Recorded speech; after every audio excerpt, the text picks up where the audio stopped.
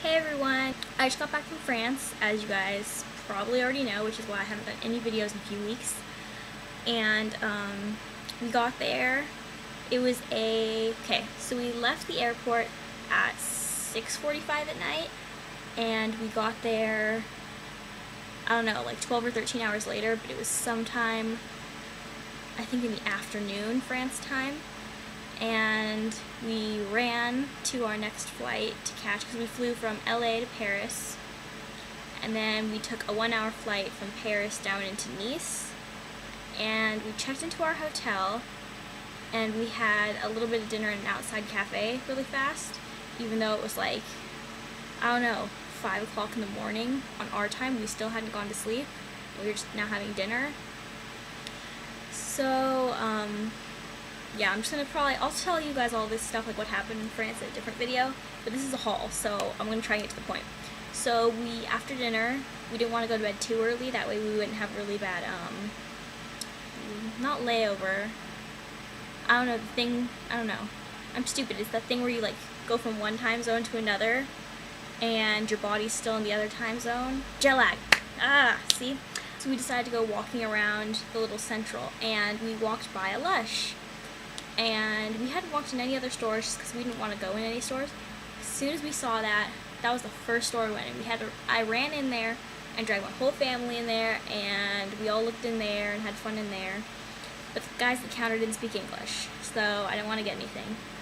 Then I decided to save up all my money at the end of the trip, and I was going to spend whatever I had left at the very end at Lush. So the last place we went to was in Paris. We found a Lush also, and the first one, it was just completely coincidence that it just happened to be right by my hotel.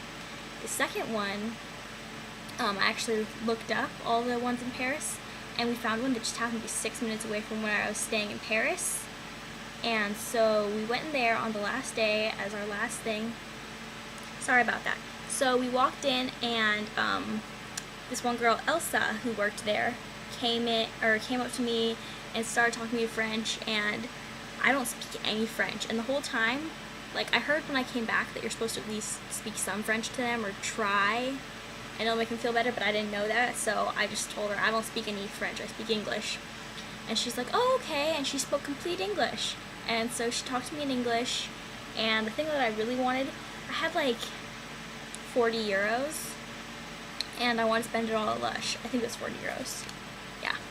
And so the thing that I would not buy in America, because it's too expensive, and I don't know if it's that good, is the dusting powders. But I thought, hey, I'm going to blow money here anyway, even though it's way more expensive here. I'll just get it here because I'm going to spend money anyway. So the first thing I did was asked her if she had the Vanilla Fluff dusting powder. She had no idea what I was talking about, obviously, because all their names are in French. So I had to go by asking different things, so like to get to it. So I showed her dusting powder, and I said, I smelled them all, and I said, none of these are the right one. Do you have one that smells like the Godmother soap? Which the Godmother soap is called Les Filles de Monacis there. So she was like, what? So I had to go show her the Godmother soap, and she said, oh yeah, we have some, and she brought them out. She said they're a little bit expired though, so that's why they're in the back, but you can still use them. And she's like, just to make sure, she asked, is it the one, what's the Christmas soap you guys have in America? And I said, Snow Fairy, and she said, yeah, it smells like this, which I know that's what Candy Fluff smells like.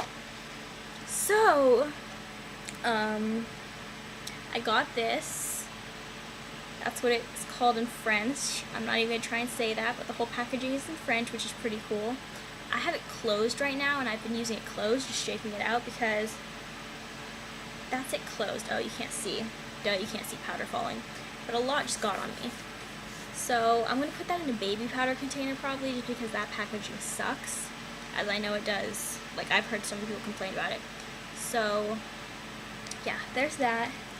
And then I was playing with the soaps, and as you guys probably know, Godmother is my favorite soap.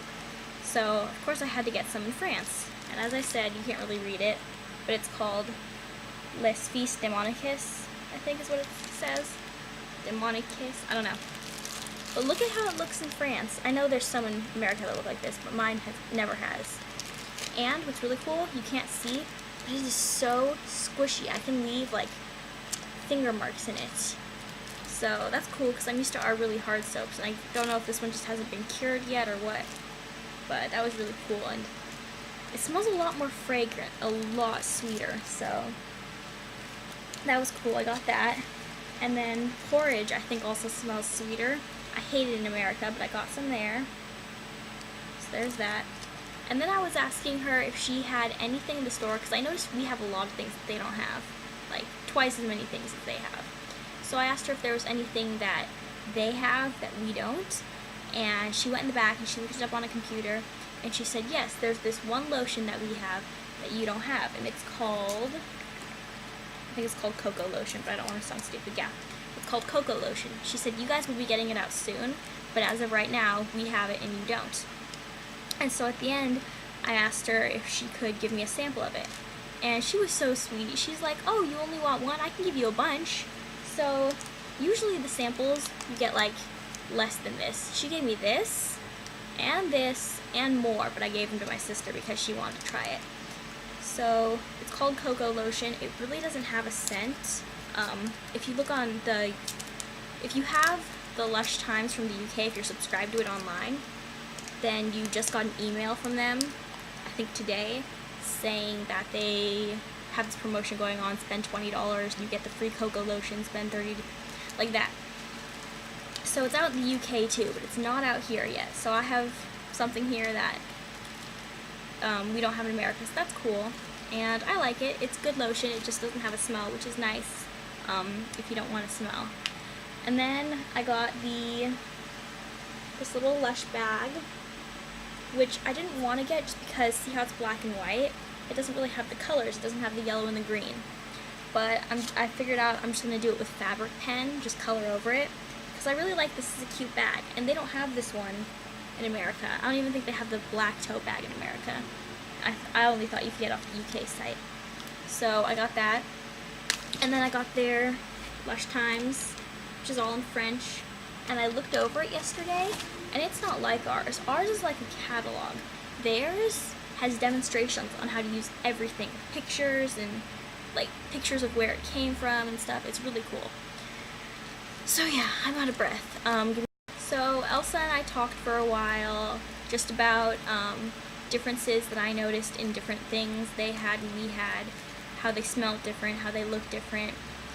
And she couldn't believe that there was differences because we obviously use like the same formulas, but there are some distinct differences that we kind of attributed to just differences in formulas or things, but also differences between batches.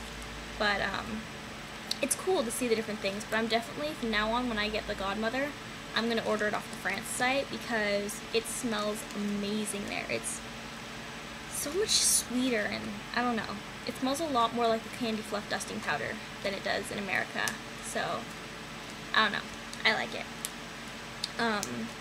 So yeah, Elsa and I were just talking about all sorts of things, and things that we had in America, and discontinued things, and just all sorts of things, and we had a great time, and I absolutely love her. She was the sweetest thing ever, and as we were walking out, my dad was saying, wow, I can see why you like going there. Everyone there is really sweet and generous with the samples, and just showing you things and helping you. Yeah, definitely if you're in another country, it may seem stupid, but go see a Lush. It's fun to see the differences. Or any store. Well, most like, I don't know. So, yeah. And then at the end, I got made fun of by my dad because I was just carrying on conversations with all the people in Lush, not just Elsa, but all the different people that were working in there that day. And he was just laughing at me because I knew at some points more than they did, and could, even though we had different names for things, I could talk to them about one thing by comparing it to a bunch of other things that they did know what they were. It was fun talking to her and learning about different products that they have, like the cocoa butter, and I don't know. It was just fun, and that was my Lush France haul. It was not a very big one because I didn't want to have a bunch of soap melting in my suitcase, but yeah, that's my second video for today, and I'll talk to you guys later.